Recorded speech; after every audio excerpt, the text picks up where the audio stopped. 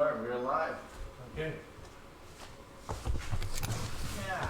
Hello, everybody. You know me. Okay, no, you don't, but you know who I am. I am Issa J. And alongside me is. You're a Small Wrestling Alliance World Heavyweight Champion of Picking Things, Liam Lambert. Yes.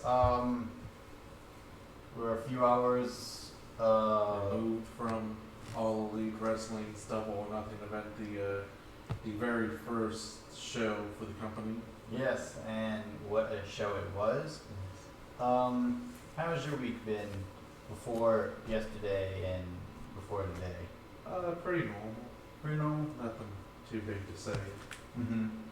How about yours? Last week ended up seeing a movie with my girlfriend. It was very pretentious. The son is also a star. Okay. Yeah, I told you about that last week. And The then thing pretentious was like could it be? Was it Detective Pikachu? and then the other one was, and then we've just been watching a lot of Survivor, reliving the past seasons, the first seasons, catching what I've missed, getting my girlfriend addicted to it, which is awesome. Now I can share in my addictions, which is not what you're supposed to do. You're supposed to get out of Start off addictions. with Survivor and with Coke. But yeah, Cola. Oh, swear. all the swerves. We got some swerves yesterday. Unfortunately, for some annoying reason, a lot of the feeds and stuff was kind of messed up, a bit screwy. Hopefully, our podcast today is not. Yes. But yeah, it was a fun show, and we had so much fun. Have our news that our first segment news outside of WWE. Yes, That's what we're going to indeed. start off with. That is very usual. Did you want me to go first, or did you Yeah, want you me can to go first. Well, I'll go first with a update of the best of the Super Juniors tournament. The tournament held by New Japan Pro Wrestling every year for their Super Junior division, Mm-hmm. cruiserweight division, under 205 pounds. And that's just to go over the current standings. It is how do I say, it's not a round robin. Is it? Yeah, it's round It's robin. round It's round robin style. That's the term. I'll try to remember the terminology. Yeah. But it's a round robin style where you get points. 2 points for a win, 1 point for a draw, and no points for loss. So to go over it, and there's 2 blocks. The winner of each block will face off against each other. A very standard tournament concept. Mm-hmm. In block A, we have Shingo Takagi at 14, leading the pack there, and he's representing LIJ. And after him, representing Bullet Club, we have Taiji Ishimori at 12. Then representing CMLL, we have Dragon Lee, who is actually the current junior heavyweight champion for New Japan. Mm-hmm. Then representing ROH, we have What was his points? Dragon Lee? 10. 10. Okay. Then representing ROH, we have Jonathan Gresham, the Octopus, at 8 points. Okay. Who's also tied with another ROH guy representing Villain Enterprise, Marty Scurll, at 8 points as well. Former Bullet Club member. Yes, then we have Chaos member and member Roppongi 3K Show at 6 points. Oh, so he got some wins. Nice. Then we have what seems like a fall from grace from a very early start. Tiger Mask, who's normally, if he's with the group, would be with Taguchi Japan, because he's kind of generic Mm-hmm. base wrestler over there. He is at 4 points. So All right, 4 he points. started off with 2 victories and then just kind of fell off the map, it seems like. Then we have another guy from CMLL, Titan, at 4 points. Titan. And then one more guy at 4 points representing Suzuki-gun, Yoshinobu Kanemaru, at 4 points as well. Then at the bottom of the pack, also representing Suzuki-gun, Taka Michinoku at 0 points. Oh, poor Taka. Oh, Taka, he's a veteran guy. He's mostly there trying to fill in space and also make Yeah. the younger guys look good. So that's mostly just what he's going to be doing there. Block B, we have a four-way tie at the very top, very tight there. All at 10 points, we have representing Bullet Club, El Phantasmo, and Robbie Eagles, representing Wow. Taguchi Japan, Ryusuke Taguchi, and then representing Chaos, Will Ospreay. All of them have 10 points and leading. All four have 10 Yes, points. all four have 10 Wow. points. Mhm. That's crazy. And the next two at 8 points apiece. First one representing LIJ is Bushi, and the second one representing Chaos and another member of Roppongi 3K, Yo, both at 8 points. Then at 6 points we have representing, I believe he's supposed to be more representing ROH. I don't think he's ever done any work in CMLL, but he's been in different companies, Bandito, Okay. and then the final Chaos member and also final Roppongi 3K member, Rocky Romero, both at 6 points. Then we He have. said Bandito's also at 6. Mhm. Yeah, those two are both at 6. It kind of sucks that it's probably because he's an outside guy, which is why he isn't high in the points. Mhm. But he's so awesome. Then one of the newest members to Suzuki-gun, Dukai or Dukai, Doki. Mhm. Okay, I wasn't sure how to pronounce it, and we didn't want to pronounce it in the most comical way fashion of Dookie, because that's what it looks like. But he's only at 2 points, and then the last one representing the Young Lions, and he is a replacement for Billy Flip Gordon, who was supposed to be in there originally, Mhm. but had injury. Ren Narita is at 0 points. Poor I'm Young still, Lion. I'm still never expecting. They don't win. I They're know. just supposed to have good performances, and he's had some good performances early on from what I saw. Need to catch So up on some of four the other ones. Team. But That means they've had 7 out of their 9 matches, right? yeah. Yeah, because I believe Shingo Takagi is still undefeated and still one of the early leaders. I haven't watched many of the tournaments, but I've seen them do stuff like that before in, say, the G1, where you have just one guy kind of leading the pack in his, where it's more contested than the other one. Like this past G1, we had in that tag circle, who was it? It was Tanahashi in one block where he kind of won definitively. Then the other one, I think it was Ospreay, Naito, Zack Sabre Jr., and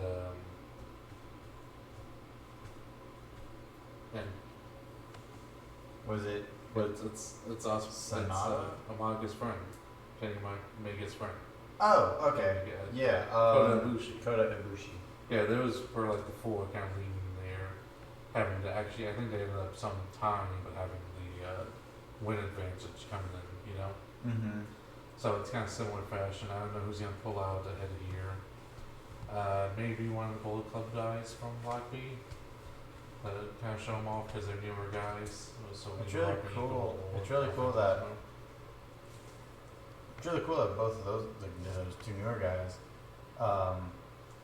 has such big showing in this tournament. But when they said he was replacing the other Suzuki-gun guy, what's his name? Oh, Desperado? El Desperado, I thought Doki was gonna actually do pretty well. He not so much, it looks like. Yeah. Didn't have, I guess, much written for him beforehand, so they want to change It things. might, and it could If also. he does go into ties, I know El Phantasmo already beat Robbie Eagles in a match. Okay. And I think he's also beaten Will Ospreay. So that leaves him to have a better shot at the B block victory because of the tiebreakers. I don't know if he fought Taguchi yet. I wasn't sure about that. Still have to catch up on the actual matches. But it's been some great stuff with Tasmo, with Ospreay and Rocky all doing really well. Of course, you know, there's a lot of people in there. There's really good wrestlers all doing well. So Do you know if Bone Soldier and the Dragon fought each other yet? Yeah, Dragon Lee and Taiji Ishimori, they fought the first night of their block. No, Shingo Takagi. Oh, Shingo Takagi. I mean, he's the dragon, Shingo Takagi. I don't know. Okay. I need to look that up. Yeah. I'm wondering where Bone Soldier's first loss was, you know, Mm-hmm. and who that was.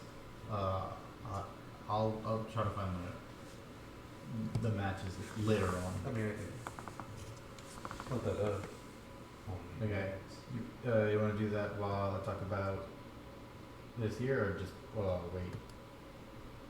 I can do that. Okay. Well, again, so far I've only seen the first They actually night. lost to Kanemaru. Yoshinobu Kanemaru. Okay, Mm-hmm. that's an interesting choice right there. Which,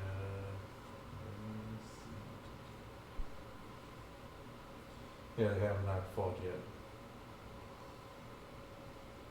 Ishimori and Shingo Takagi.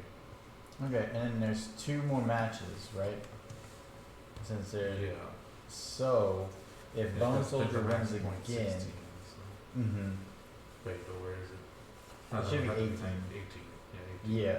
So if Shingo wins one more and Bone Soldier wins his next match, and they meet in the finals, whoever wins is probably going to face Dragon Lee for that championship again. Because I think it's going to be A block with Think it's how. gonna be A block? Yeah, because they've just been so. Bone Soldier and Shingo has been just so dominant, and even though he lost, he can still beat Shingo Takagi in Shingo's very first loss in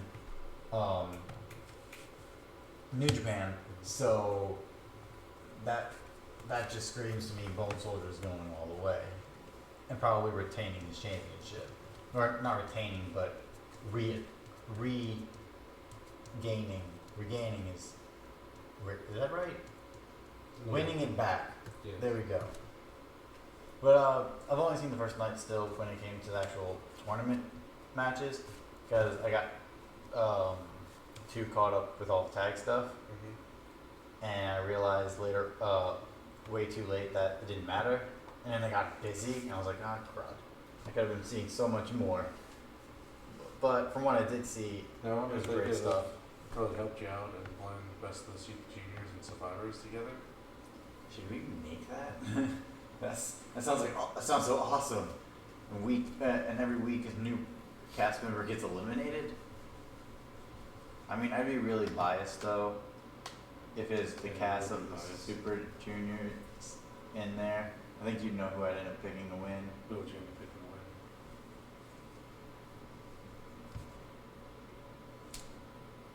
Up your bone? That's what that would be, L-I-J. no. Right, Yeah. the bone. Sabushi. What Bushi? The one with the mask. Yeah. What was his points again? I forgot he was even in this. I said, what I said 8, right? 8? Okay. Okay. Because he was right underneath the Okay. guys on the B block. It's not doing too bad. That's cool. All the others have really awesome hair, and Bushi is a mask, so I forget about him. You don't have hair. Yeah, well, I think it's just weird that when we talked about when making a faction, it involved no hair. Everyone had to wear masks. You put that difference. That's what your new faction should be. Just be the hair faction. Well, I mean, LIJ's got that covered for me. You know, you can bring back Bruce of our Beefcake's set for when he did the interviews. Like the barber shop. You probably All hair-based finishers. all hair-based finishers. Yeah. Yeah, like one guy with like a Super Saiyan haircut, kind of going on, and he uses that as a weapon, like bam, bam, just smacking people with his hair. Taking Kind of like the finger poke of doom, except the hair poke of doom, just more deadly. more deadly. Mm-hmm. But yeah, so That Super Juniors looks like it's coming to the final two nights. Finals are about to happen very soon. It seems like it's about to be a lot of fun to see where it all goes. Alright, moving on to something that happened last night. If you haven't seen it yet, go watch it. Pause us, go watch it. It's so worth the money. Go watch the whole thing and then come back. From start to finish. A few hours from now, come back. However, if you don't care about spoilers, you're gonna get spoiled. Ugh, excuse me. You're gonna get spoiled, and it's a lot of fun. It's great stuff. It is AEW's Double or Nothing pay-per-view that happened last night. We watched it live. We had a really good show, and Senor Death Scythe was there with us from start to finish, which was cool. So we got to have conversations and stuff. It was a lot of fun. Great show. If we did it, was it worth it? It was every match, every moment was worth it. All right, here we go. First match on the pre-show was the 22. Apparently, it's 22 now. Oh yeah, that's right. Yeah, Orange Cassidy came in. 22-man Casino Battle Royale. The winner receives a future AEW Championship match against the winner of Chris Jericho and Kenny Omega. And number 21, who picked the Joker, was Adam Page, and he won by last eliminating MJF. It's a fun little battle royale. A lot of fun little gimmicky stuff. I think why we know how he got the Joker card with his connections. And that's because he's sleeping with Cody Rhodes. Oh no! Sleeping his way to the top. That's his partnership. And then, so what was the other guy who just randomly comes in from the crowd? Orange Cassidy? Orange? Yeah. Orange Cassidy. That was the funniest thing ever. He's like kicking the guy, but not having it. He's not even caring. And he's like, and he go. And then the crowd was eating it up. It was so ridiculous, but so great. That was a lot of fun. Jungle Boy getting a lot of really big eliminations, eliminating the biggest man in the match as well. Also spiking Janela head first into the A lot of canvas. people are doing that, yes.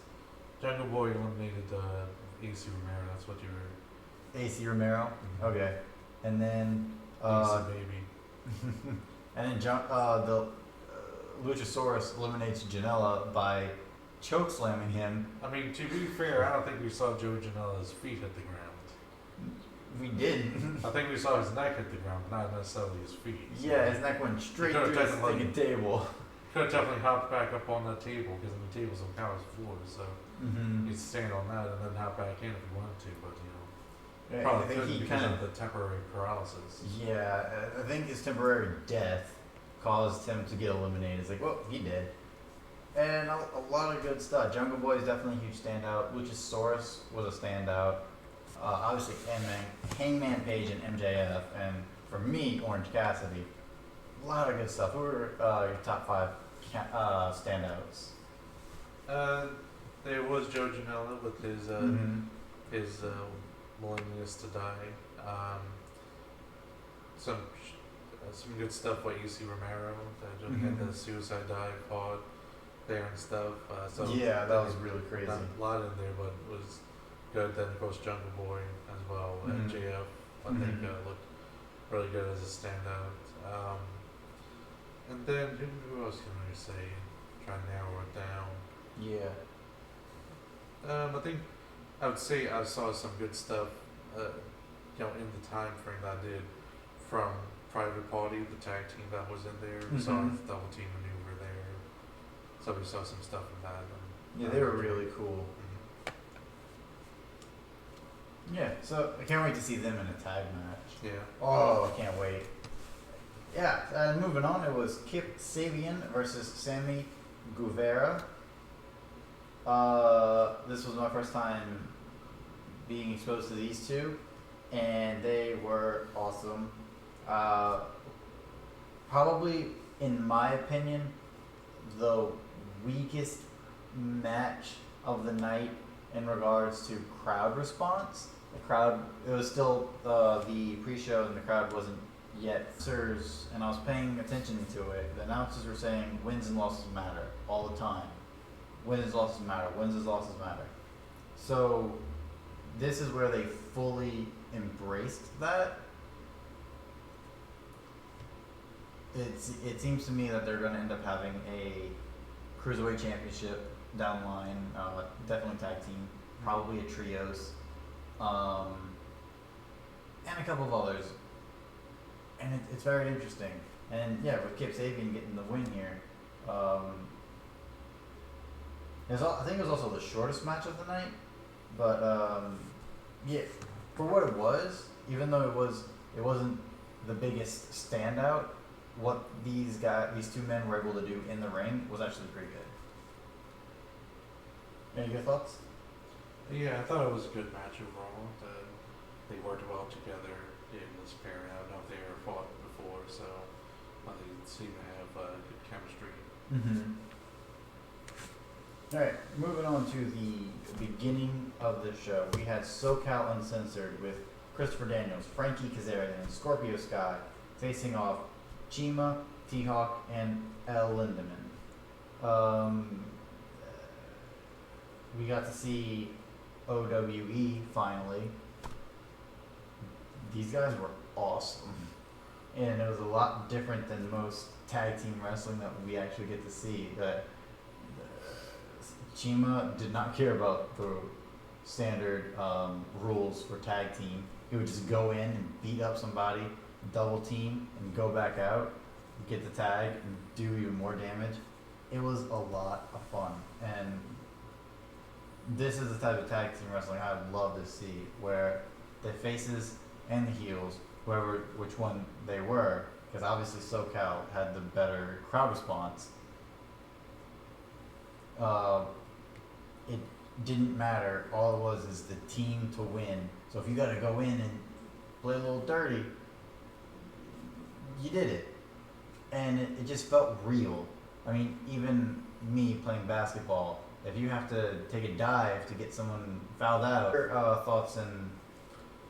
I didn't think he did a great job at demonstrating the personalities of the OWE guys, so it's probably not the best showcase for him, but it was an overall entertaining match. Mm-hmm. Yeah, that's fair. Mm-hmm. Next, we had the Fatal 4-Way match with Britt Baker, Nyla Rose, Kylie Ray, and a surprising debut with Awesome Kong. Brandy Rhodes coming out as if she's going to insert herself, and it's like, I want to make it awesome. Oh, drat, it's The Miz. That makes no sense. It's Awesome Kong. That was crazy. And the match was actually a lot of fun. Oh my god, they signed Mrs. Baby's daughter. Already. Yes. This is crazy. And she went over. She's going to be the first AWA Women's Champion. But yeah, Awesome Kong starts off the match with being complete dominant.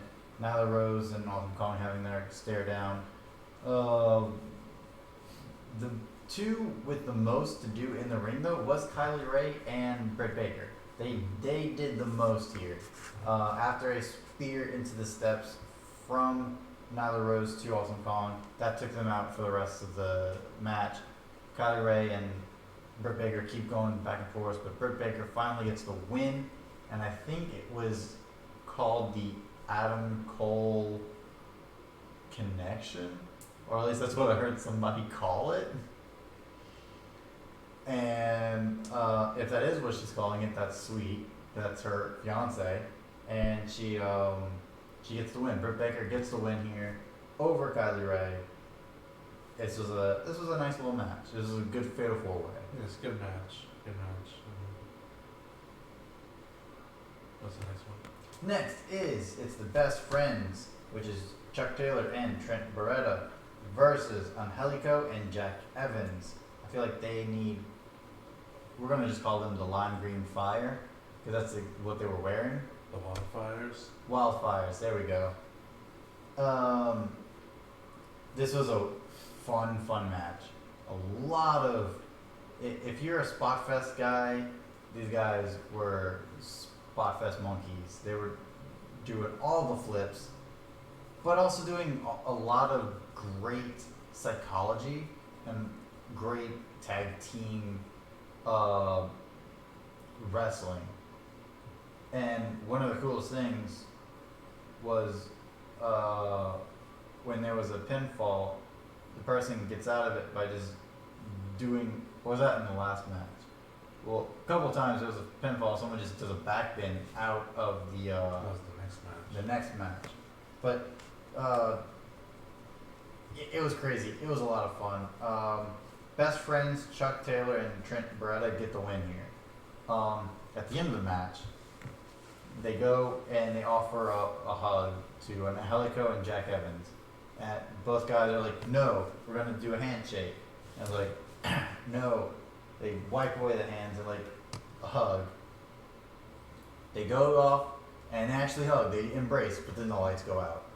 And then, as you said it was during the night, a shocking debut for Super Smash Bros.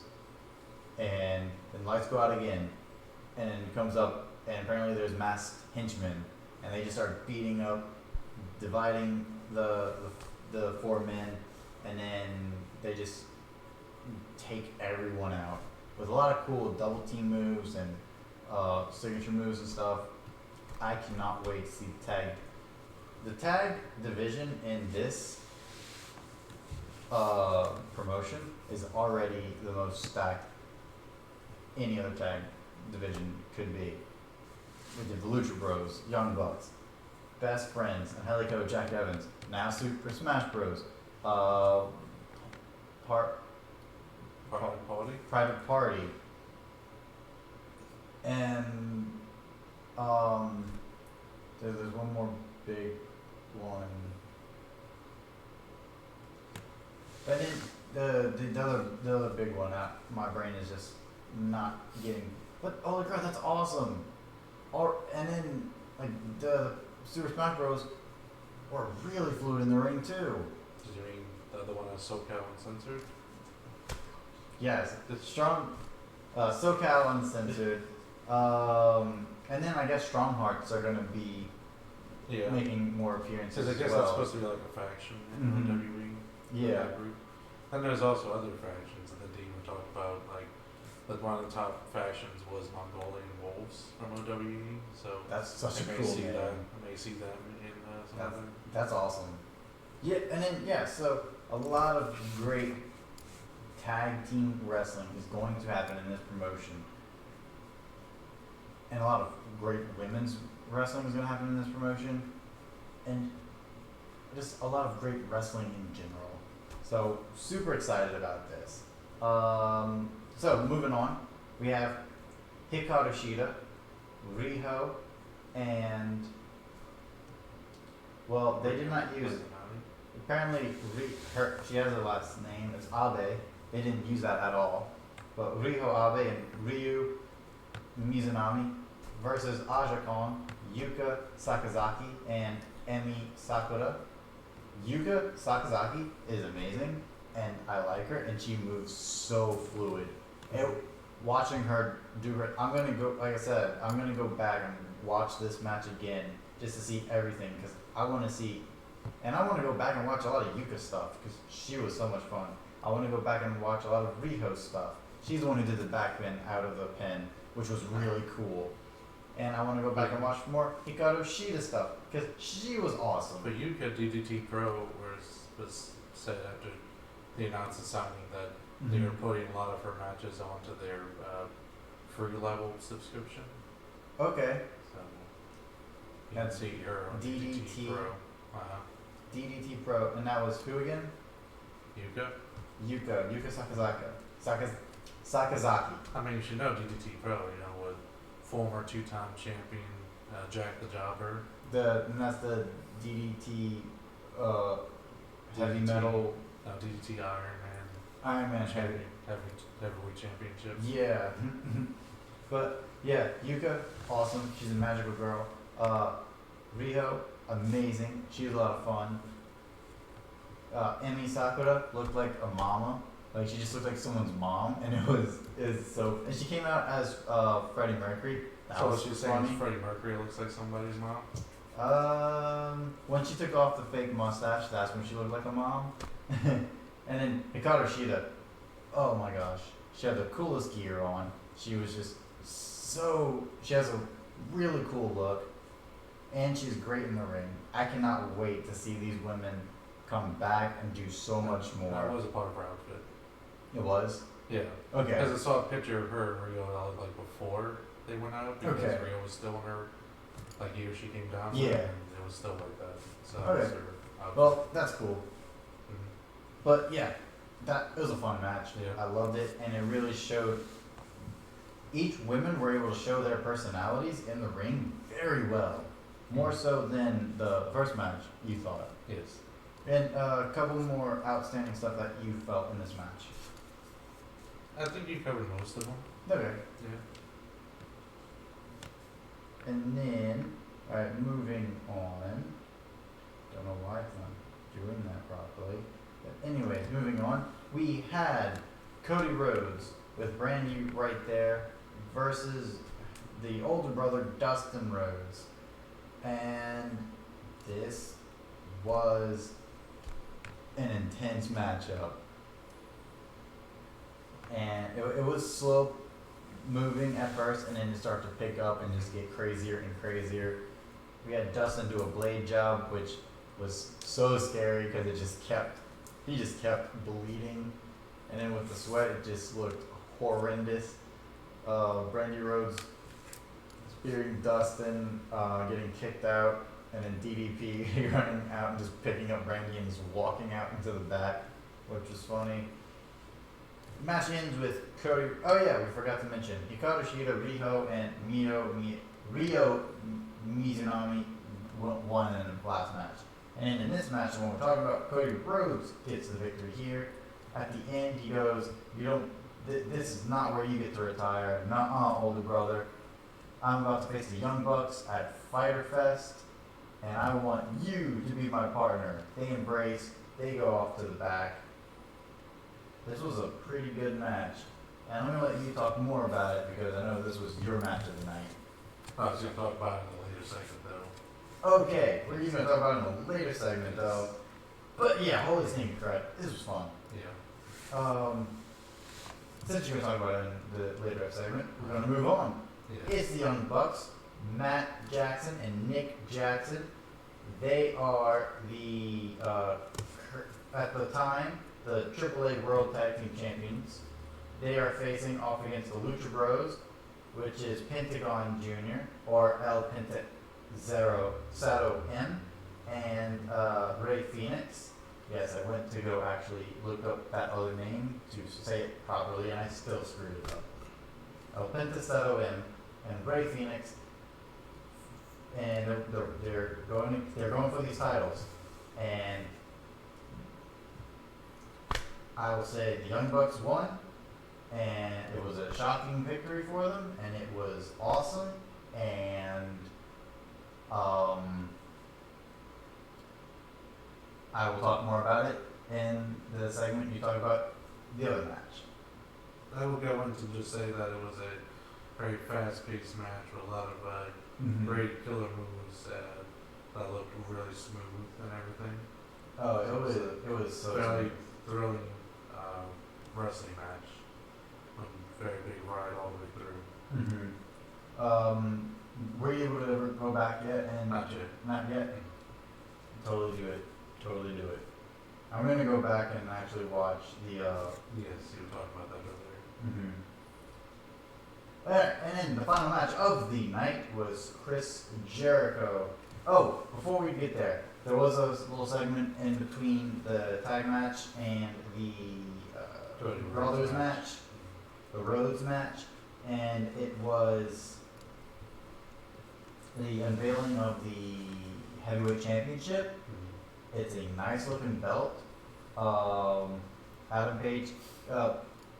First, they get Jack Whitehall, a British actor, to come out to introduce Bret Hart of all people. Holy crap, they got Bret Hart on the show. And then after this happens, Hangman Page comes out because he's gonna face the winner of this last match, and then MJF comes out, and then Jungle Boy and what's his name?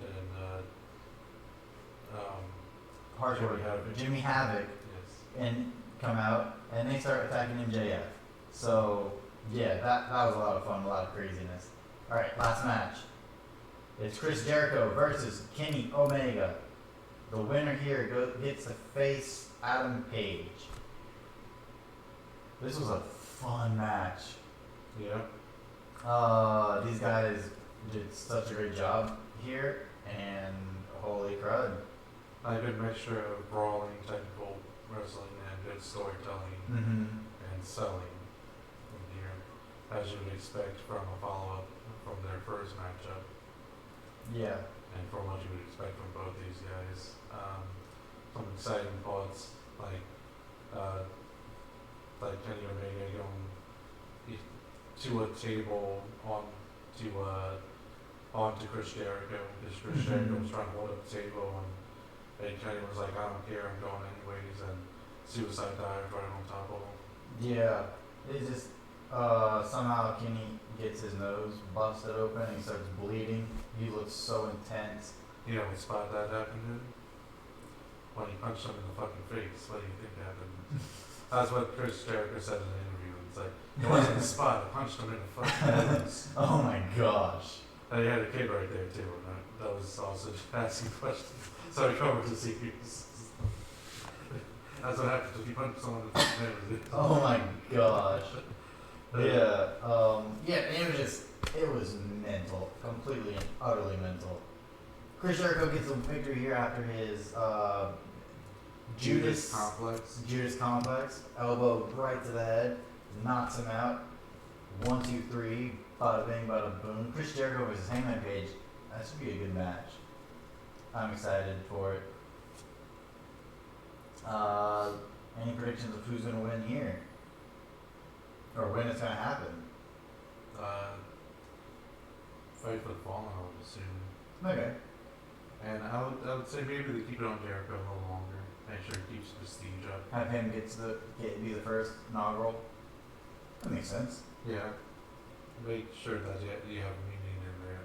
Mm-hmm. And that maybe you can at least win by nefarious means, cheating to win. Yeah. So Hangman Page still looks good.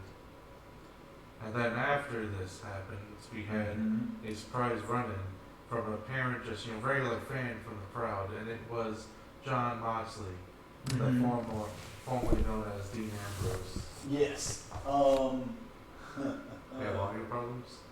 No, we're good. Okay, good. Just popping that up like that.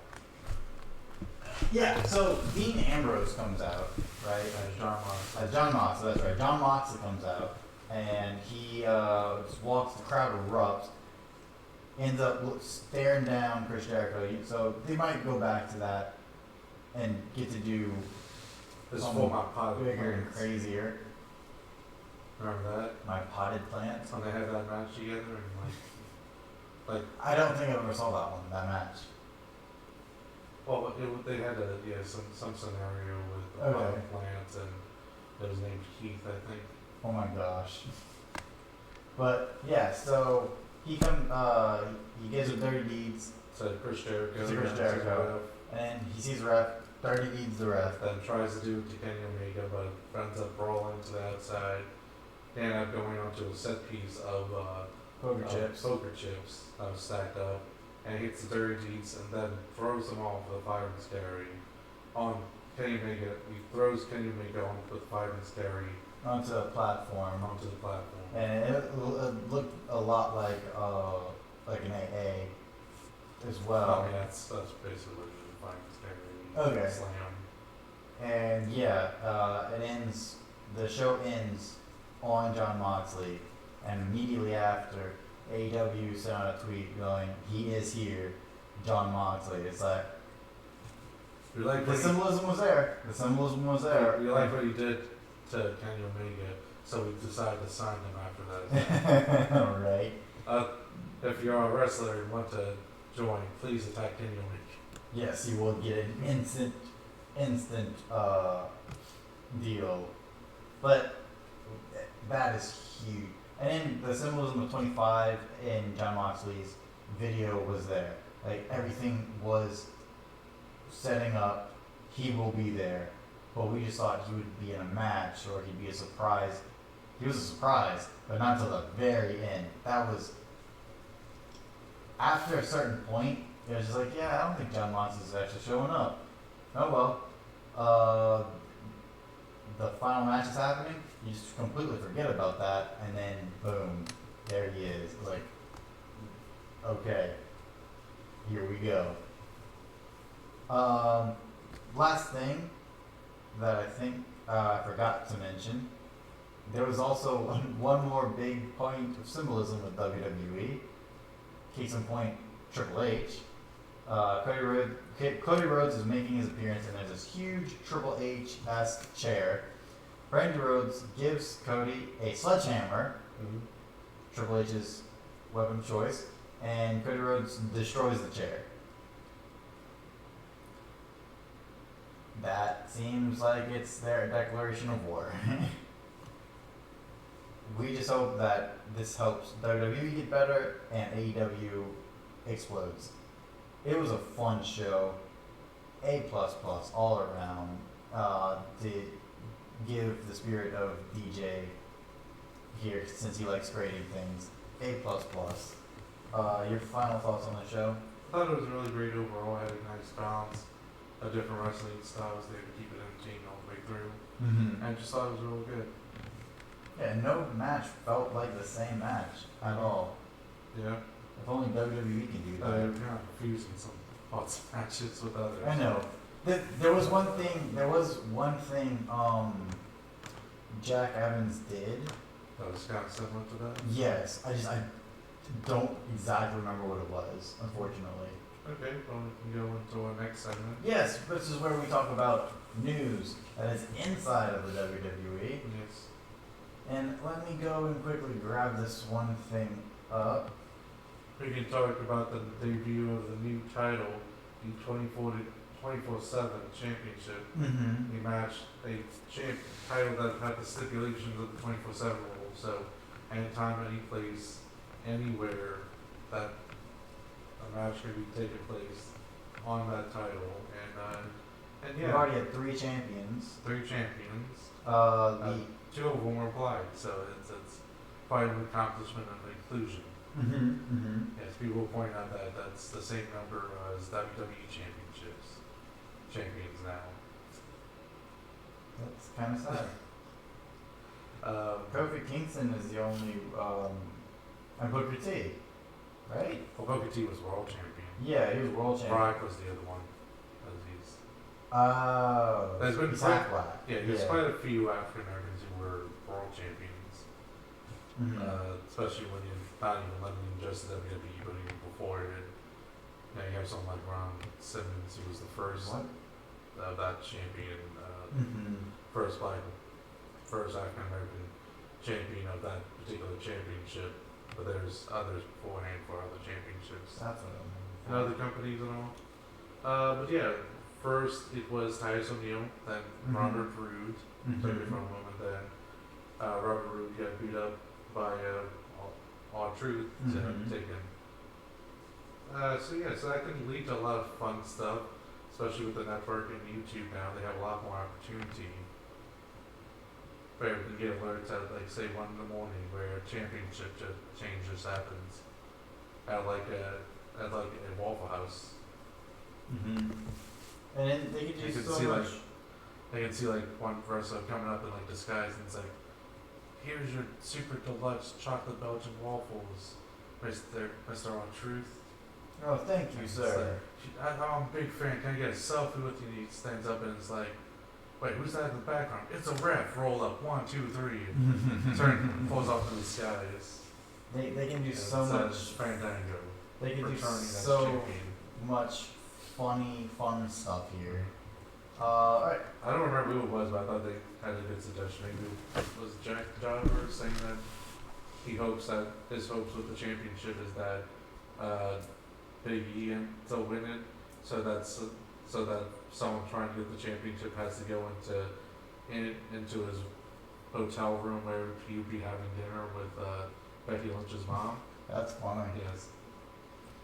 Alright, I could see it too, like they open the door and it's like a bunch of candles lit and this thing, and he's like doing a split on the floor in like his underwear, and she's on the bed. And he's like, get out, get out! This is private. Then you see the do not disturb on the door. And their fancy dinner is pancakes. Then he's just chucking them at him to get them out.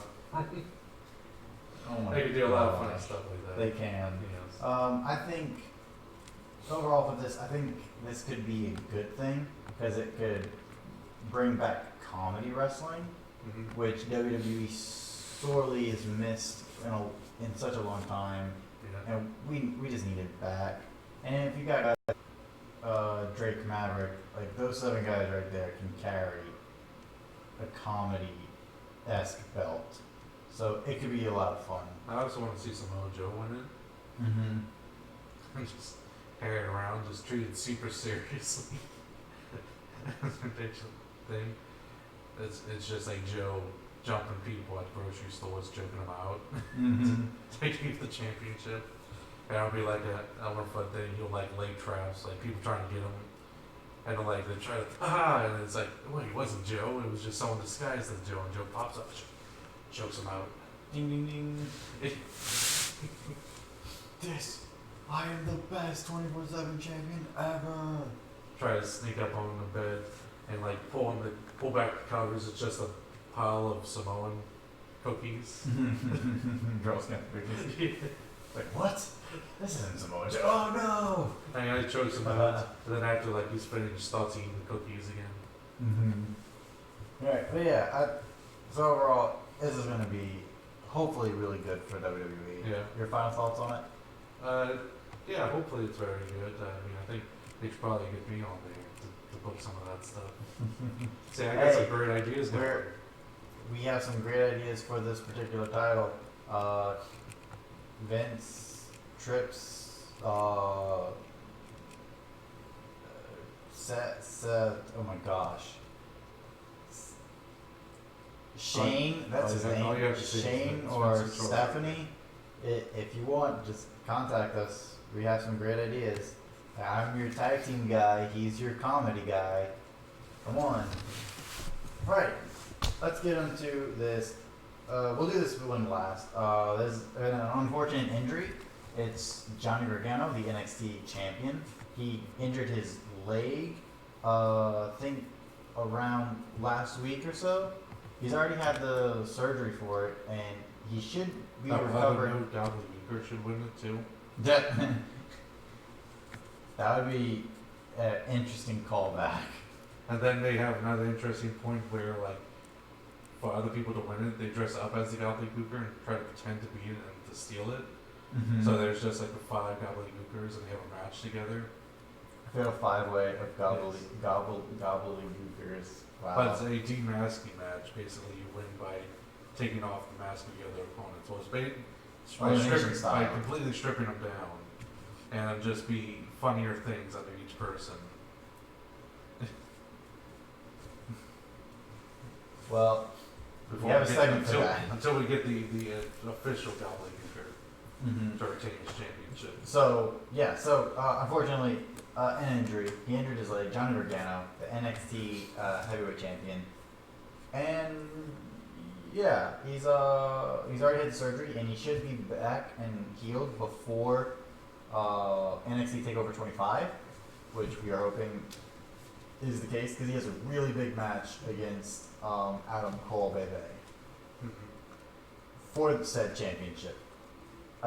And they already had a fantastic 2 out of 3 falls match at the last pay-per-view, which got over 5 stars. Let's see what they can do here. And Johnny Gargano, 5-star king down in NXT. Yeah, we hope for a speedy recovery. Any final thoughts on this news? No, just hope Please. for a speedy recovery, like you said. Yeah. And then we're going to just go quickly down the card. I won't have a lot to say about it because I didn't watch everything. But you might have seen more. Not sure. All right, let's go down to the pre-show. Did you watch this match? For Money in the Bank. Yes. Which one? It was the Usos. No, because we were versus. having our other podcast during this time. Okay, yeah, it was the Usos versus Daniel Bryan and Rowan, and Usos won. Didn't watch it, so don't know anything about it. Next was the women's Money in the Bank match. It was Bayley versus Carmella versus Dana Brooke versus Ember Moon versus Mandy Rose with Sonya Deville on the side, with Naomi, with Natalya, and Nikki Cross replacing Alexa Bliss. Did you get to see this match? Neither did I. Bayley got the win here.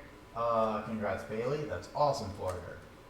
Next was Rey Mysterio versus Samoa Joe for the United States Championship. Did you get to see this one?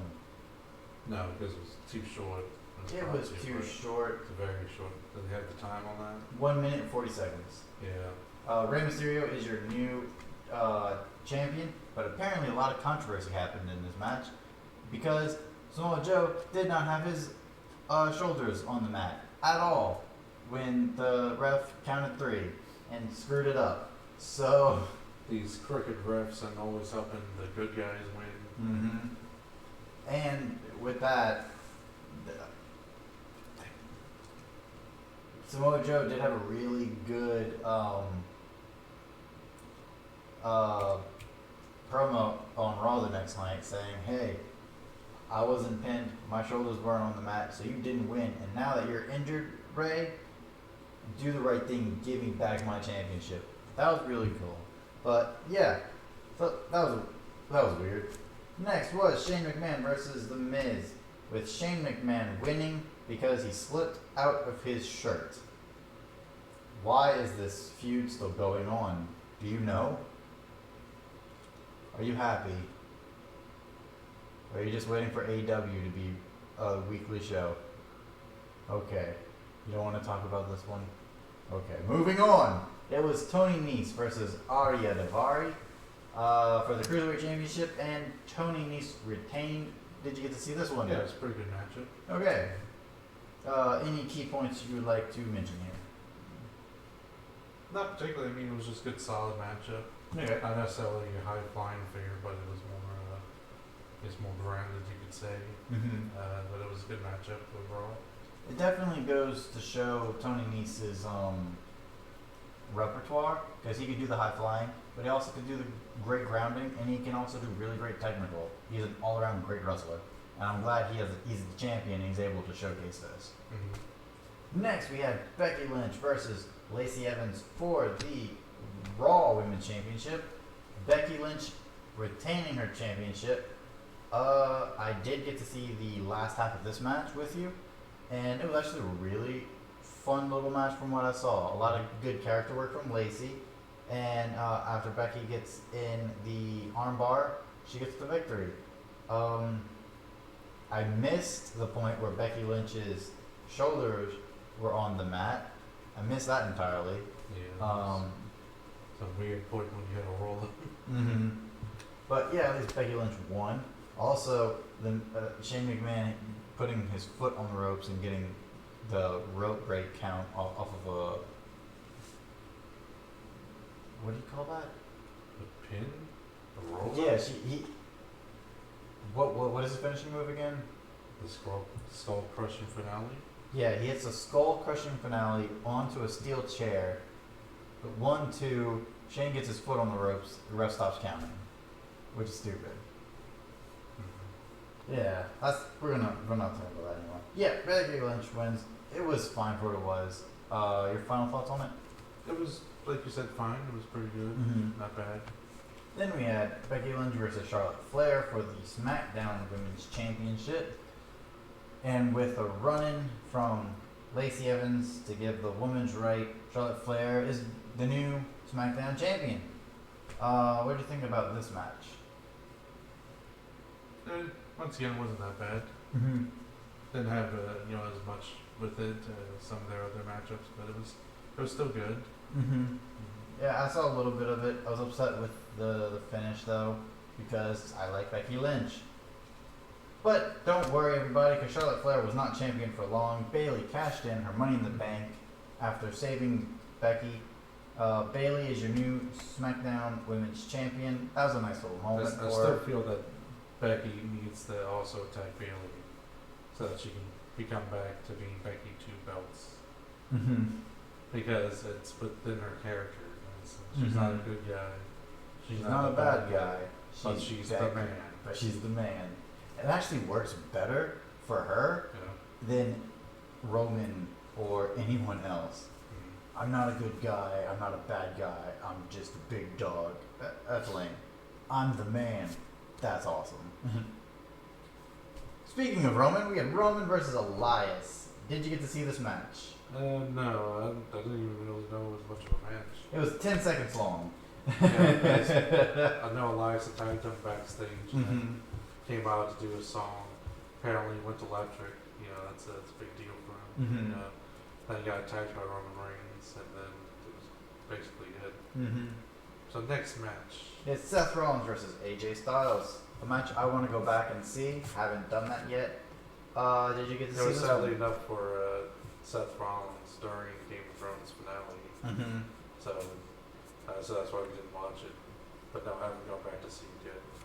I hear it was amazing, and I hear they had a crazy spot where there was a curb stomp countered Converted into a a Styles Styles class. match, yeah. My mind does not understand how that's possible, and apparently it was clean and crisp, so I can't wait to go back and see that. I can see it, like picking up, putting the leg here, and swing down, catch the other leg, and then Mm-hmm. But, I can't wait to see it. Kofi Kingston was next against Kevin Owens for the WWE Championship. Did you see this one? no. Kofi Kingston got the win. In Game of Thrones stuff, I haven't seen any of the matches. Oh, okay. No one. But yeah, Kofi Kingston is still your champion.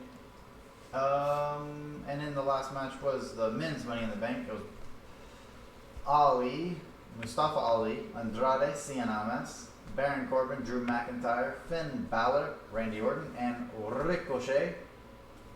No one else was in this match because Sami Zayn, who was supposed to be there, was attacked backstage and was taken out of competition. Braun Strowman, who was also supposed to be in the match, got lost the match the Monday before to Sami Zayn, so that way his spot was taken. So it's only 7 men. That was it. Until the very end, where Brock Lesnar just comes out and wins. That ruins the magic and the mystique for me. Mm-hmm. I want to see a match where everybody is participating 100% all the time. I would say it ruins the Magneto for me. It's just a mystique. Mm-hmm. But yeah, Brock Lesnar is your Money in the Bank winner. And that's all we gotta say about that. And anything else to add on to any of that? None whatsoever. Cool. So we are now moving on to the third segment. It's the best segment of the week. It's where we talk about our favorite segment or match that happened this week. And Senior Liam, I will let you go first. Well, I was just going to talk about the Cody Dustin match. Mhm. Add on to what you were saying, that it had a lot of emotion in there. Of course, there was a lot of blood, but it was, that being in there didn't help or harm it or anything. It didn't change it too much. It just went with the sheer emotion of it. It went at a proper pace for what they were trying to set up, and it was just real gripping. It was real good. Some great moves showing that Dustin can still go in the ring. Mm-hmm. And it was entertaining overall from that, from the whole match. Mm-hmm. Yeah, I also say another segment that I liked this week was when Prince Pretty came out and confronted Velveteen Dream to apparently set up a match for them. Mm-hmm. That's gonna happen at 25. Yes, that was a great segment because Velveteen Dream opened it up with some innuendos about how people want to touch the Dream people want to feel the dream, people want to pull the dream, but you can't because the dream is too big to hold. Oh my god. And he comes to this, and Tyler Breeze comes out and he disses them. Canadian destroyer, one on the apron, and then the other on the stinking. What was that? One was on the apron, the other one was in the middle of the ring, still a kick out. And with the Young Bucks winning out of nowhere, it was just like, oh my gosh, after the Melter driver. How about this as a maneuver? Someone goes for a Canadian destroyer, but someone else stops him midway to hit his own Canadian destroyer onto the other two guys. I don't even know how that's remotely possible. But we'll see. Trying to do too much. Give that suggestion to the Young Bucks. Do that. Hey, Young Bucks, I have an idea for you. They'll find a way to make it happen. But from bell to bell, it was such a fantastic match. I absolutely loved it. It was my favorite match of the night.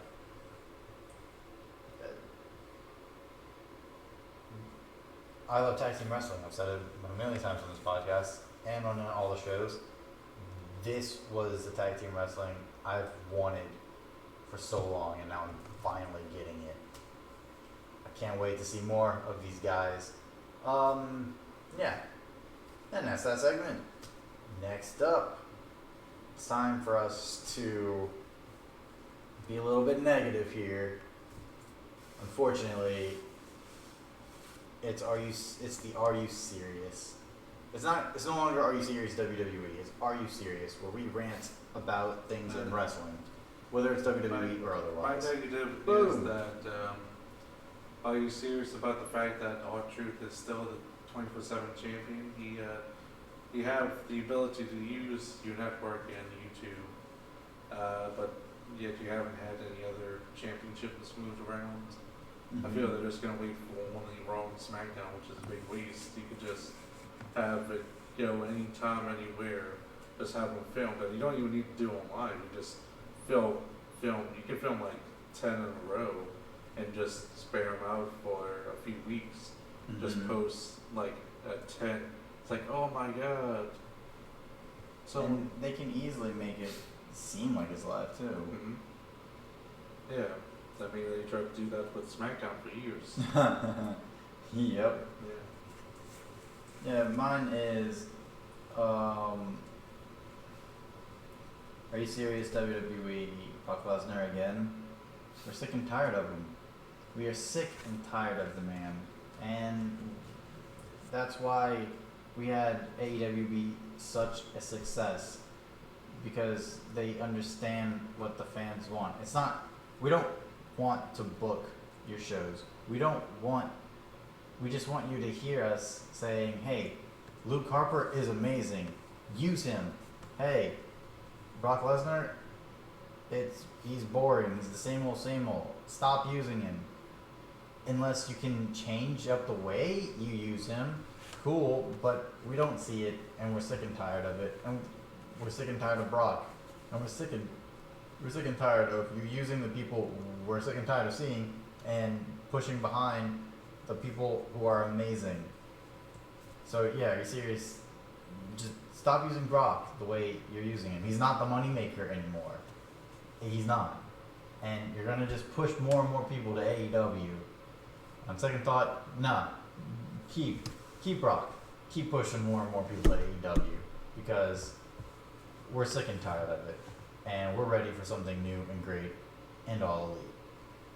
Yeah, and that's our segment there. It's time. Even though we went very, very quick on both of those, it was just I don't know about you, but me personally, I don't really have a lot of negative emotions right now, just because of just how amazing Double or Nothing was. So let's have some fun. Let's book the next 5 WWE superstars to jump to All Elite Wrestling. And they have to be main roster only. No one that is in NXT right now. Best wrestler in the world, Shane McMahon.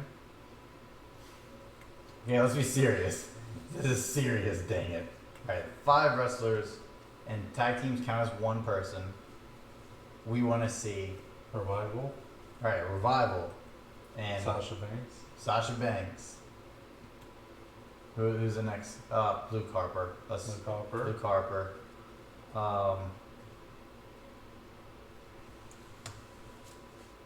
The Good Bros. Definitely the Good Brothers. And who'd be that 5th person? Since we don't have any. Nakamura. Boom. And Shinsuke Nakamura. Sorry Rusev. Sorry every other person who hasn't used that one screener patches. You did not get chosen this go round. Alright, Sasha Banks. How does she come about? How does she make an impact? How does she booked?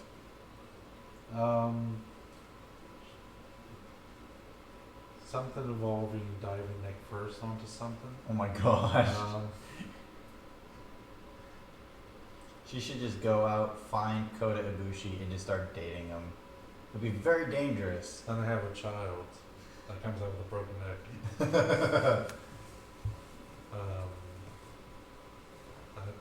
How she come in?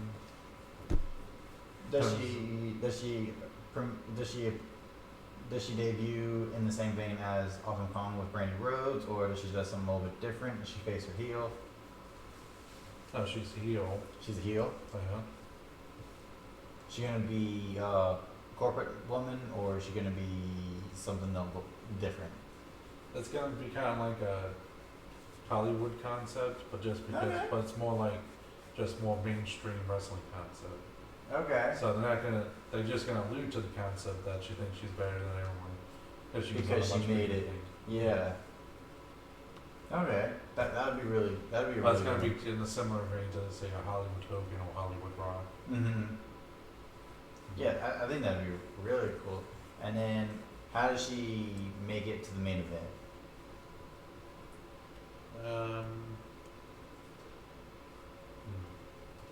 I think for it, she gets put in there when she first comes in. Oh, so immediate into it.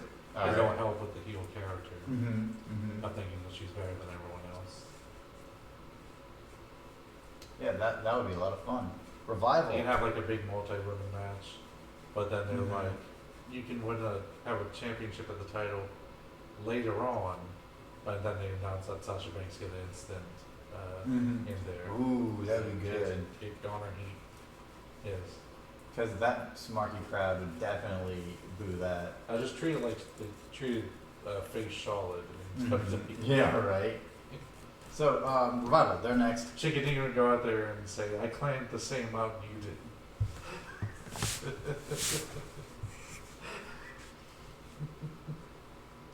This is not the story. This is the story you're being told, not the story you want to hear. So, okay, Revival. Yeah, Revival, they're next. Face or heel? Heels. Heels. How did they debut? They debut after, I don't know, I guess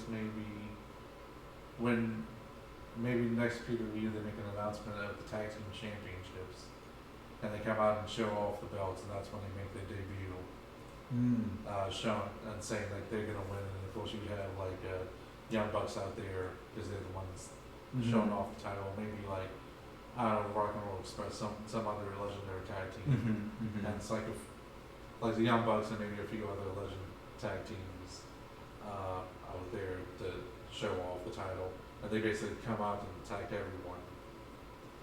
I would even go so far as them just taking the titles and running and just walking away with it. It's like, this is ours now. We're the champions. Later. That'd be really, that'd be really good. And then that enters into the next question.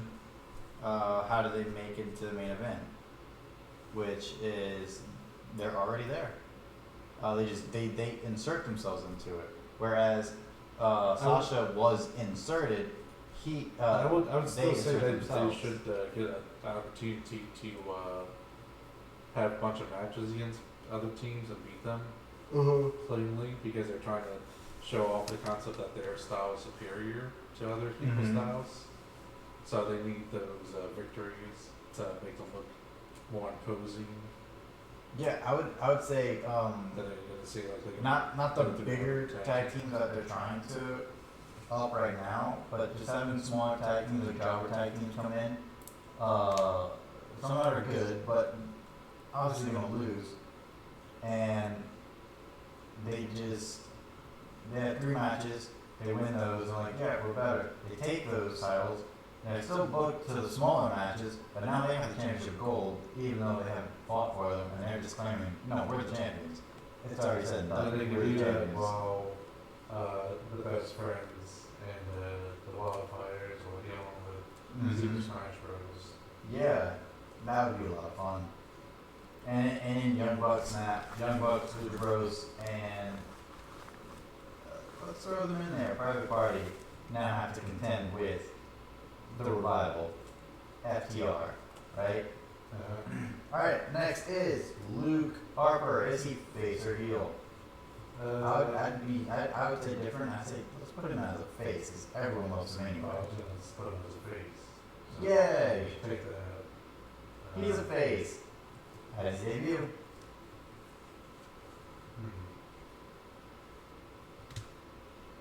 Maybe debut as a mystery opponent for MJF.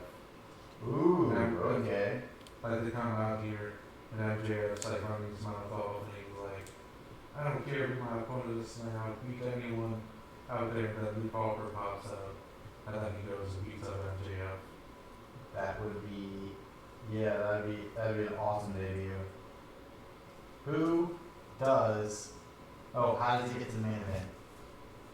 I don't know, he gave him an eventual build, but you know, there's also a lot of people in the main event right now that's difficult to put in right at the moment. So have him succeed in the mid card before you main event push. So let him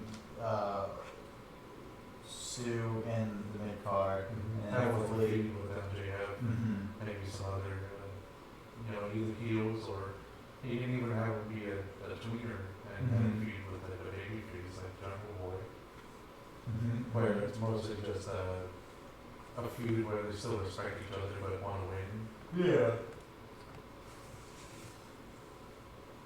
I like that idea. I do.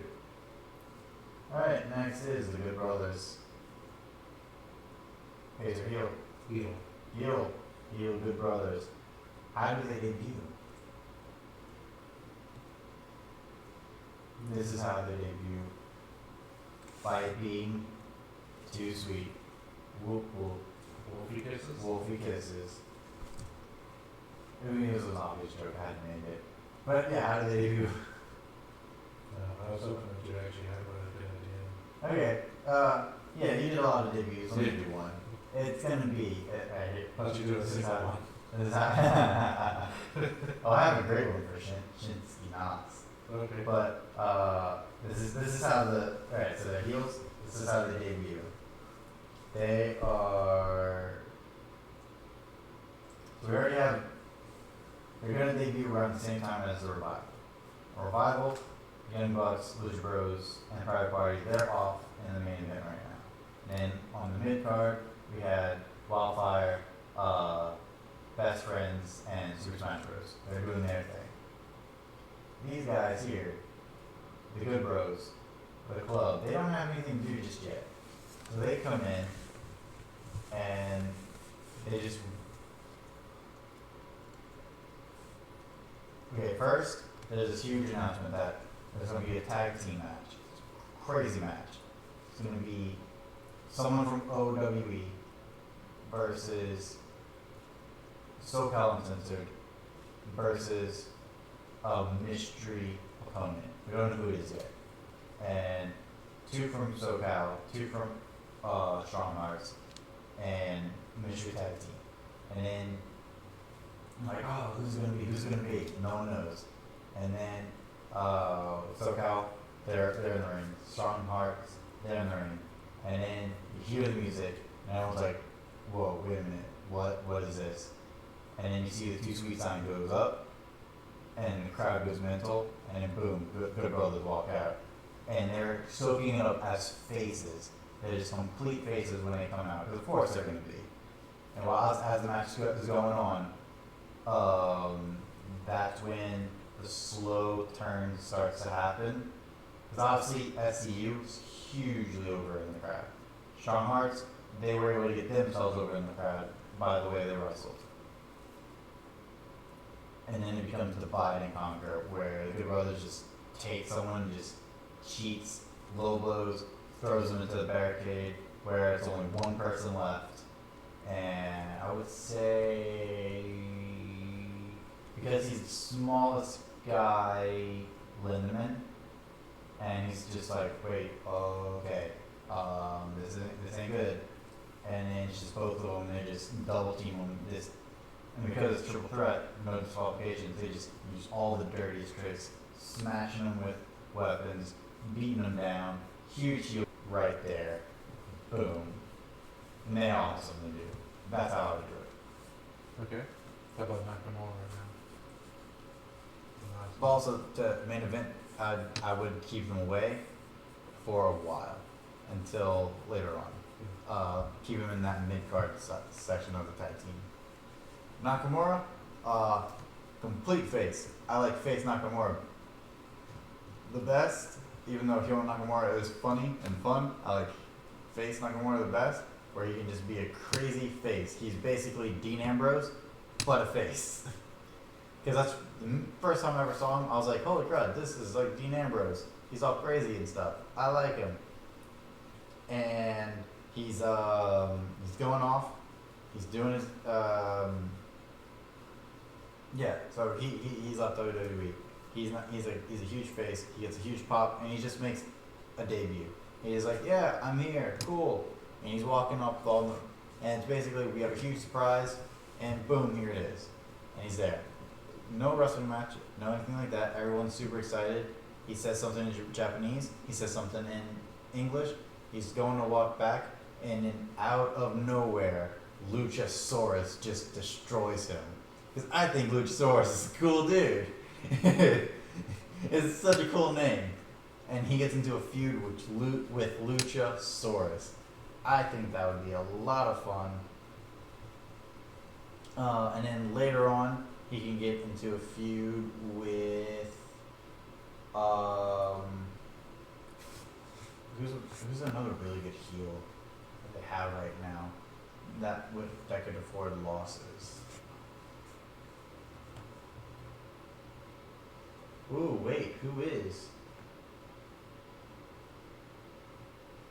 I'm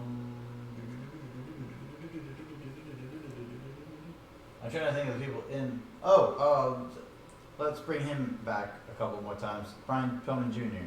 and he gets inserted. So, and I'm gonna also bring Jungle Boy into it, and all four of them are in like a nice little feud. Bring them to the main event. I would wait a little while, and it'd probably be before Luke Harper, but Shinsuke Nakamura is definitely gonna get in there. I don't know if he has any history with Kenny Omega. I think he left before that. But having Kenny Omega versus Shinsuke Nakamura match would be awesome. Or Shinsuke Nakamura versus Adam Page. Or Shinsuke Nakamura versus... I don't think we ever got Shinsuke versus Chris Jericho. And Chris Jericho was in the company at the time. Chris Jericho versus Shinsuke Nakamura for a championship title would be awesome. And yeah, and then Shinsuke Nakamura versus Dean Ambrose would be awesome. So let him do like a little bitty worthwhile. Doesn't seem like they had a one-on-one together. Just like tag stuff. Yeah. Kenny and AJ versus Okada, versus Nakamura and Tanahashi.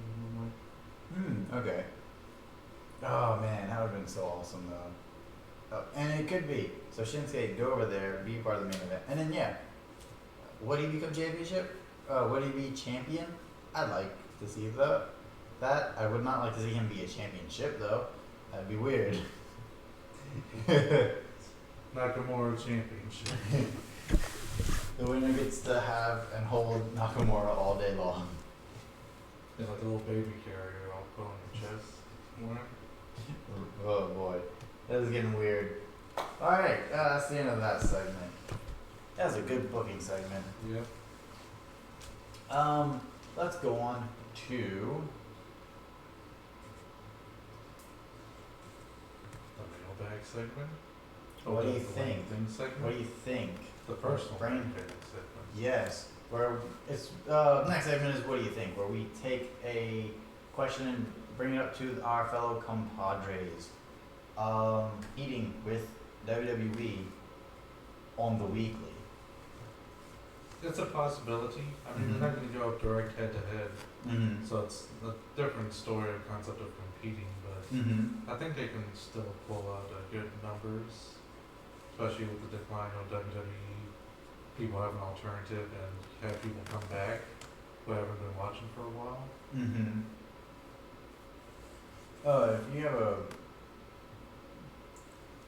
If you have a friend who is a wrestling fan and is just not really into what WWE is dishing out, and you're like, hey, watch this. I think it'll spark that wrestling fan fire up in them again and have them just be like, yeah, this is what I've been searching for. This is what I've been wanting WWE to do. This is great. I think that is a huge possibility, like you said. I can't wait for the next pay-per-view. It's gonna be fun. Yeah. Where's your question, sir? What do you think is any other possible championships that WWE can bring back? Well, that's what the I think there was like a part where our truth was saying, "I'm taking this European title all the way to SmackDown." He did. It was funny. I didn't even really get the concept of the European title. It was just Because it was just like the the title, basically. yeah, it was just an IC title. Mhm. But it's like I would say they would make an Inferno match championship. And then instead of Kane being the champion of that, because he does a horrible track record of those, I think it's like 50-50. I would it actually have would it be to my be. creative wrestler character from one of the what was it 2012 games. Because when he was champion in the creative universe, they always put him in Inferno matches for some reason. Gosh, So I was like 4 pay-per-views in a row where I had an Inferno match. that is And I was kind of like, ridiculous. It's weird. But serious answer though, I don't know. How about the WWE 2K19 Universe champion, where they just run autopilot for the WWE universe mode and just put whoever's the champion that as the champion. In IRL. Yes.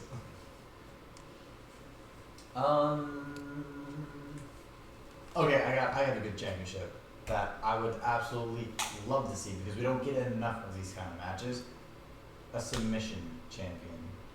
Obviously, your first champion should be Samoa Joe, and he would treat that as the champion of champions. It'd definitely give a great prestige to it. And it would be able to give a different kind of match in pay-per-views because they always feel so similar. We had both of the tag matches felt like the same. If they were both even defended, I don't even remember. All the championship matches that happened all felt like the same. And that's an unfortunate thing that's always happening. And maybe you wouldn't like my concept of a Battle Royale championship. Always defending back parties. I would actually be cool with that. That would actually be a lot of fun.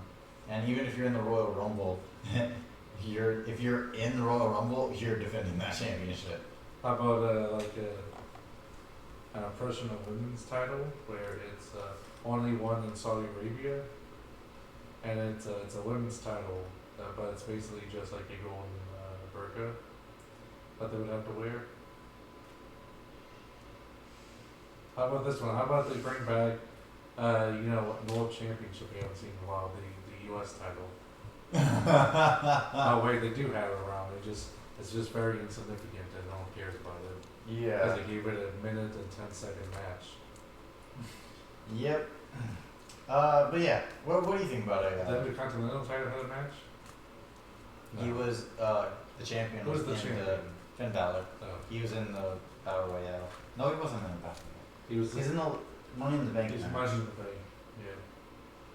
Yeah. What do you think about a submission championship match? Submission championship. You know what? I'm gonna stop talking. How about this? The side plates of it are kind of almost look like the ends kind of look like fingers gripping onto the middle plates, as if like you're trying to lock in a hold. That'd look cool. Yeah, like a headline. Not like full blown hands, but just kind of subtle, like Mhm. just like around it. It looks like fingers and knuckles. So it looks like it's trying to lock in a grip. That would And the look side plates nice. will just have demonstrations of different submission maneuvers. Mhm. Yeah, I would totally dig that. So you think that's a good idea? A submission-based championship? Mm-hmm.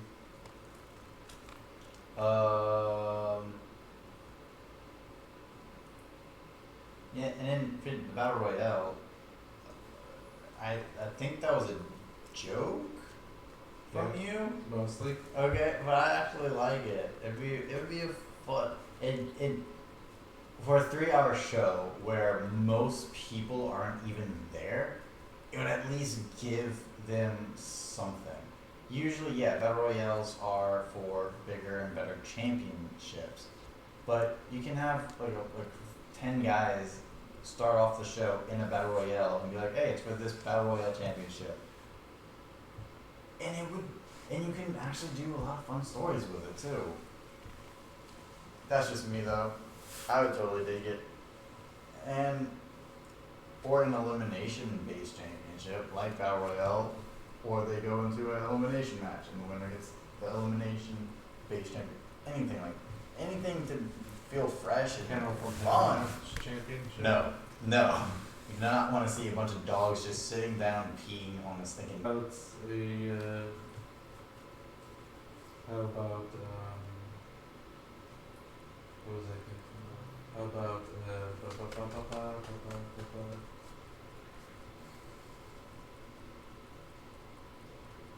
How about like an over 40 championship belt?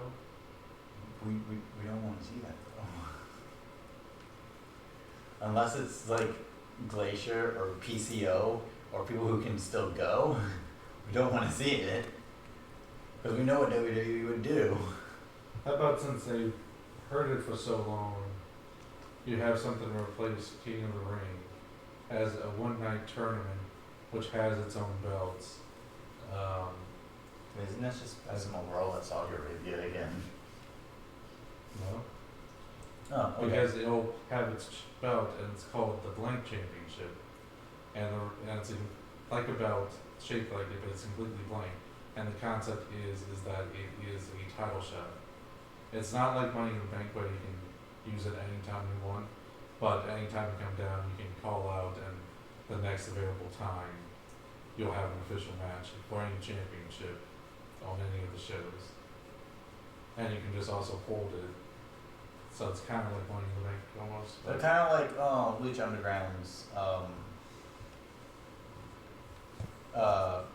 what did they call it? It's somewhat like that. Yeah. That'd be cool. But just something that you can have that at least you can hold over and say like, because I mean I feel they almost run on Money in the Bank with a lot of the time they just use it Mm-hmm. on the same night. It doesn't. They really Yeah. did use something to build up both that concept and the King of the Ring concept. So anything that could have like a major tournament and win a title, even if it doesn't have another title shot to it, they can hold a title for a whole year Yeah. and show it around and use it like they used King of the Ring in the past. as a stepping stone for new upcomers, as a sign showing that that is, you know, them right there. That's the top. Yeah, I like that idea too. Mm-hmm. Yeah, so we had 3 really great new You can even championships. call it like the Undisputed Championship. Undisputed Era is gonna win that all the time.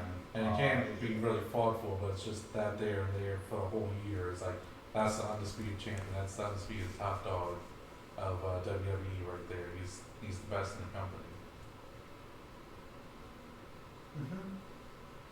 Yeah. So we have 3 really good ones: Undisputed Champion, the Battle Royale Champion, and the Submission Champion. WWE, we're giving you free stuff. You should be paying us for this. This is gold. Also, 3 not so good ones: the Inferno Match Champion, the Kimmel from Hell Champion, and what was the other one you said?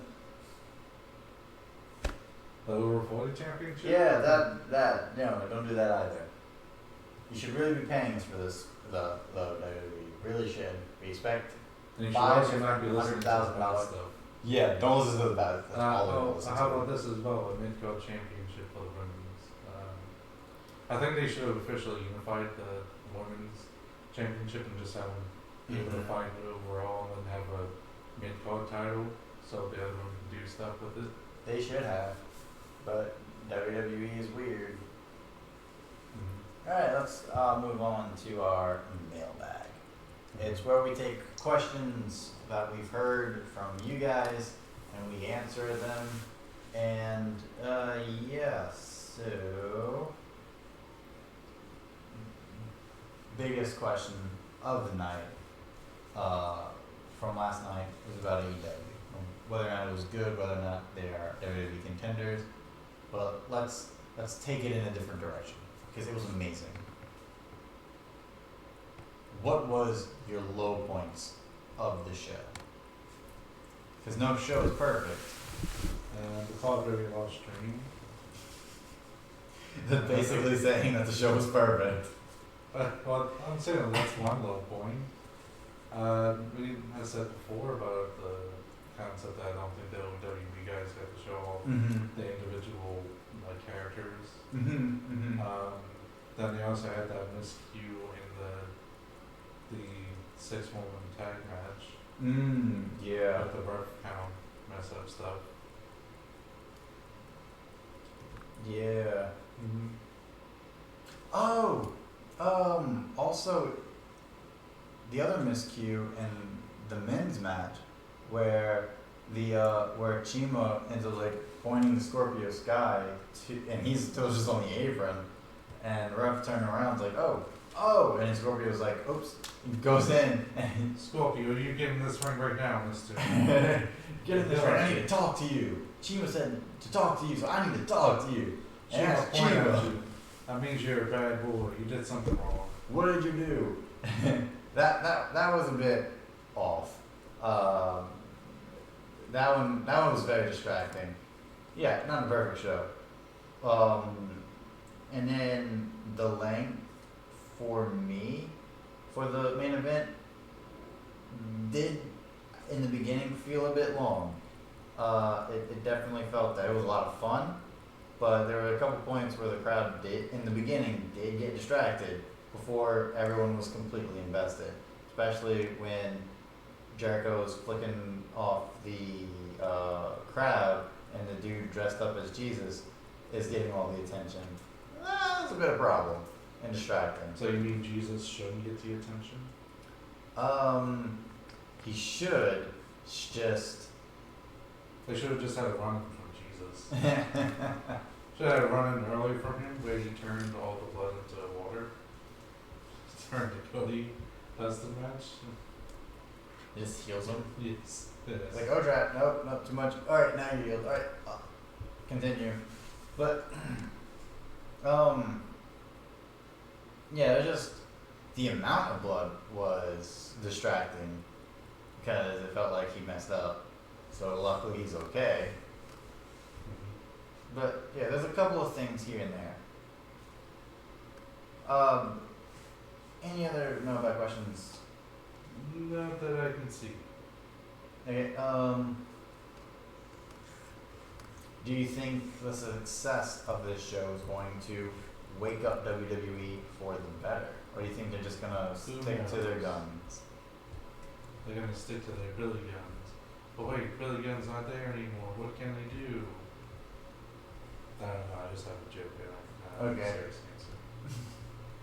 Ah, Only Vince knows. True, very true. I think if Vince is shown what his own And to be fair, they're gonna need to have actual TV ratings before they can talk about that. You're right. They're not on TV yet, so. The one thing that I can think and see is Vince has shown the Twitter responses of this show Yeah, from that's his the own first- from his own wrestlers. You would have to first tell Vince what Twitter is. That was weird. Little spider. Yeah, but I'm just saying, like, showing him the responses of like Sasha, Naomi, Revival, and a couple of others that watched it and enjoyed it. Is like, hey, and this is what they did. Show him that, and maybe it'll spark some sense into him, being like, oh, okay, well, drat, I am way behind the times. But who knows? Like he said, who knows? Oh, it'd probably just be a Skinner thing. It's like, was I wrong? No, it was the kids that were wrong. What do you think about? All right, big one. Who do you think is this mystery guy taunting Jay White? Juice Robinson. Juice Robinson. Don't know really. You don't have an idea or anything? Not too much. No. He has a knife, so the only thing I can think is he's a new guy. The for Swiss Bullet Blade? Club. He's a new guy in Bullet Club, but I don't know. I don't know who they have on the full excursions. So probably a new wrestler. Mm-hmm. It could be. Because I mean, it had similar vignettes for when Jay White came in Okay. for him. Where they put out the scenario, but it doesn't say who it was, and it was Mhm. him coming back from excursion. But I don't know who's out for excursion and who's about time to come back.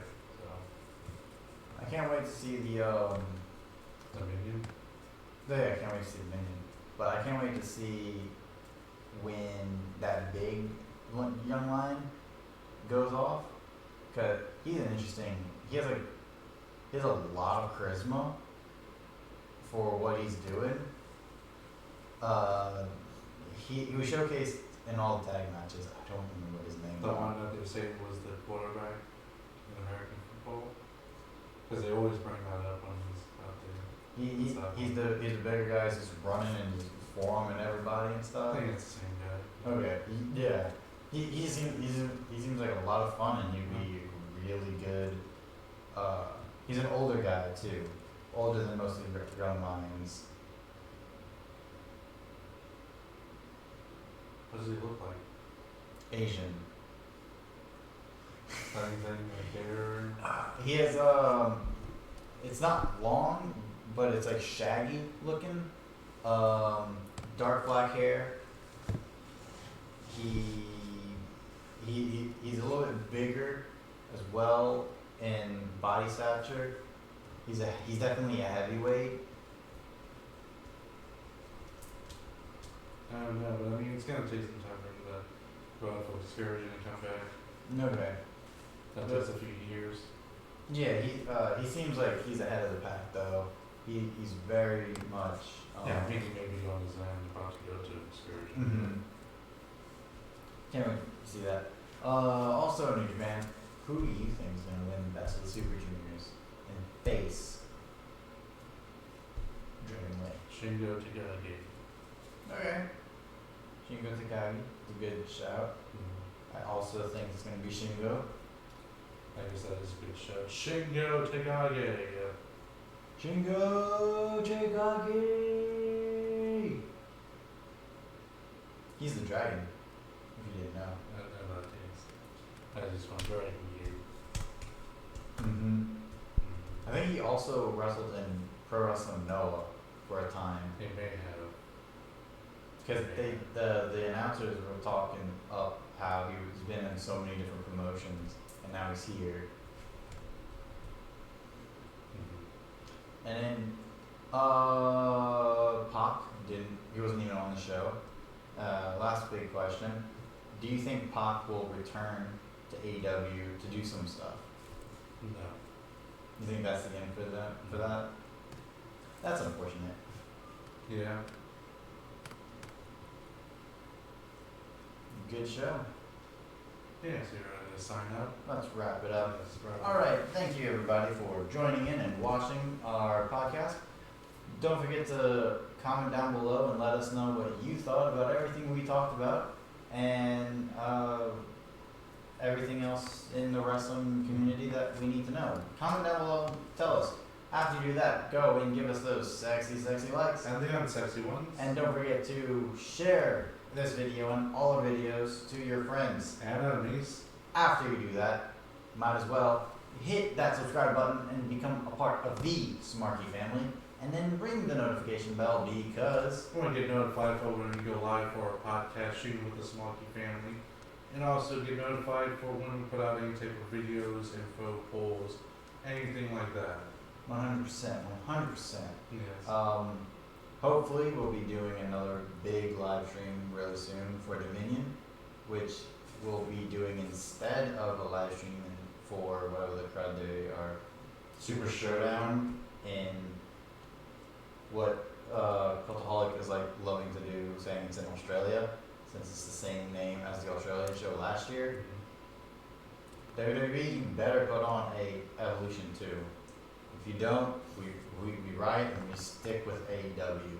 Just letting you know. We will drop you like Glacier dropped. There's a pretty funny That picture other guy. someone posted up on them canceling their network subscription, and they're like, and it's like, but you'll be missing out on these other things, and it showed like Super Showdown, Stomping Grounds, and Extreme Rules, and the person's tweet was like, I think I'm more convinced now. Oh my gosh. Yeah. Don't forget to, after you all of that, don't forget to follow me on Twitter at IsaJ_STP. Follow me on Twitter at Liam_SWA. And thanks again, you guys, so much for watching. Continue to watch the show. Keep bringing us up some more numbers. Keep climbing it up so that way we can get more and more stuff done for you. We can't do everything we want to do. We tried. We don't have the funds to do that. Until we do, you gotta help us out. You gotta help us out getting those subscriptions so that we can have a Patreon, so that way we can do everything we want to do for you guys. And that way I can do this full time. That's the dream. Obviously, I know you'd still be part time. DJ will be part time. And that's okay. See you guys later. And until next time, it will be awesome. Bye. Bye, everyone. Bye. Bye. Tell us down below what match you're looking forward to at Super Showdown.